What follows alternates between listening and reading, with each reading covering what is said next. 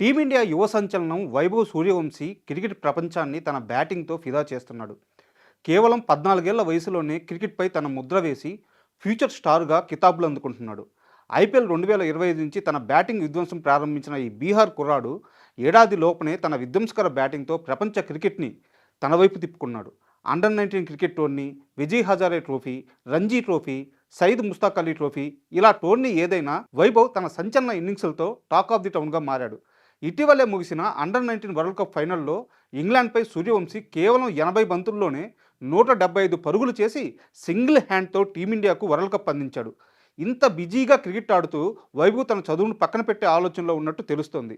ఈ యువ క్రికెటర్ ఇకపై కేవలం క్రికెట్పైనే దృష్టి పెట్టాలనుకుంటున్నాడట. ఈ క్రమంలో 14 ఏళ్ల సూర్యవంశీ తన 10వ తరగతి పరీక్షలకు దూరంగా ఉండాలని నిర్ణయించుకున్నాడు. ఈ ఏడాది జరగబోయే 10th క్లాస్ ఎగ్జామ్స్కు వైభవ్ హాజరవ్వడం లేదు. ఈ విషయాన్ని సూర్యవంశీ తండ్రి స్వయంగా వెల్లడించారు. షెడ్యూల్ ప్రకారం ఈ ఫిబ్రవరి 15 నుండి మార్చి 11 వరకు 10వ తరగతి బోర్డు పరీక్షలకు సూర్యవంశీ హాజరవ్వాలి.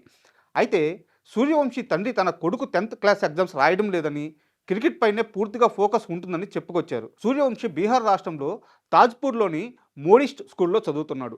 కానీ తన గత సంవత్సరంలో మ్యాచ్లతో బిజీగా ఉన్న కారణంగా స్కూలుకి అస్సలు వెళ్ళలేకపోయాడు. దీంతో ఎగ్జామ్స్కు ప్రిపేర్ అయ్యే టైం కూడా ఈ 14 ఏళ్ల క్రికెటర్కి దొరకలేదు. ప్రస్తుతం సూర్యవంశీ పూర్తి దృష్టి ఐపీఎల్ 2026 పైనే ఉంది. రాజస్థాన్ రాయల్స్ తరపున ఆడుతున్న వైభవ్ ఇప్పటికే ఫ్రాంచైజీ ప్రీ సీజన్ శిబిరంలో కూడా చేరినట్లు అతని కోచ్ మనీష్ కన్ఫర్మ్ చేశారు.